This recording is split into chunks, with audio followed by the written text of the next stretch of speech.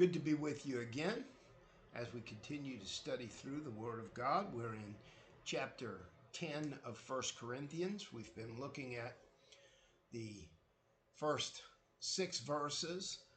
Last time we talked specifically about verse 6 and how that reflects on our desire to please God through faith.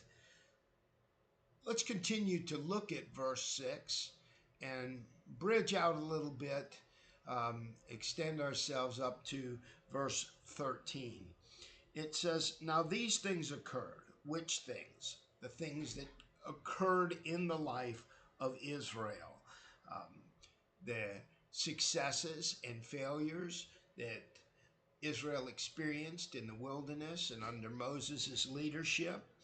We saw that some people did not inherit the reward, and it's telling us that those things occurred as examples to keep us from setting our hearts on evil things as they did. We talked about setting our hearts.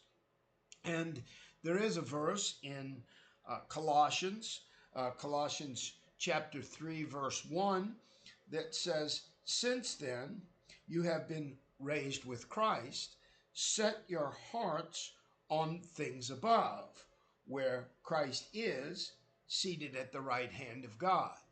So we shouldn't set our hearts on evil things. It's very difficult in today's age to not be influenced by the hedonism and the seeking of pleasure that goes on around us.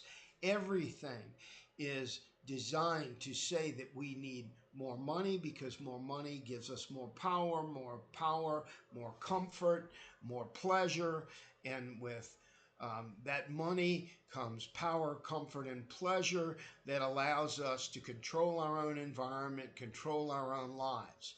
In short, it becomes a form of idolatry.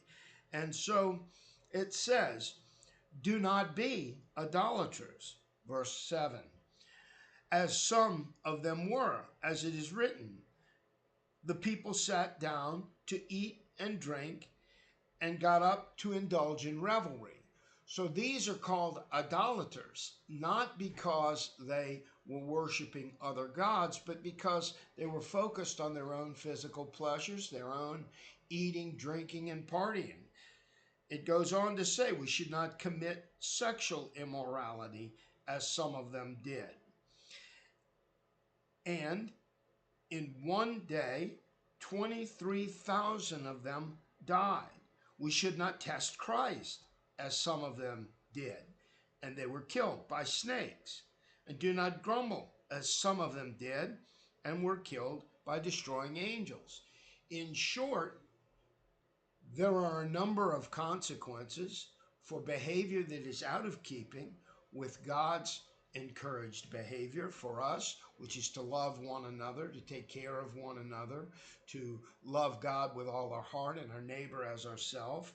But partying, pleasure, a prideful spirit that makes us say things about how Christ is present in our life when it's not the truth, boasting about prophecies or boasting about healings or boasting about things that are in fact not of Christ, not of the simple joy of having Christ in our hearts.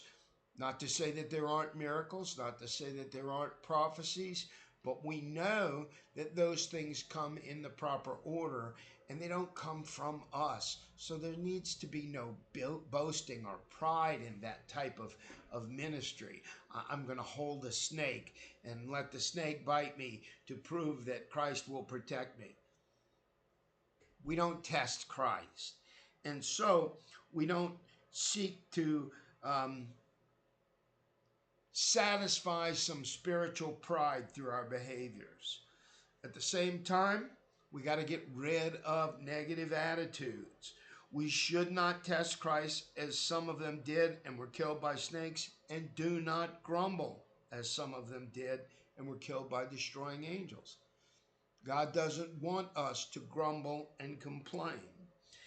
And so it goes on to tell us that all these things happened in the past as examples so that we can understand where the boundaries should be in our own lives, how to behave in our own lives. And verse 13 says, "No temptation has overtaken you except what is common to mankind." Temptation. It happens to all of us. It comes upon us all. Next week, we'll talk a little more about that verse and about temptation. This week, let's focus on setting our hearts on things above rather than setting our hearts on the things that would please our flesh and please us. Let's set our hearts on the things that will please God. Have a great Sunday.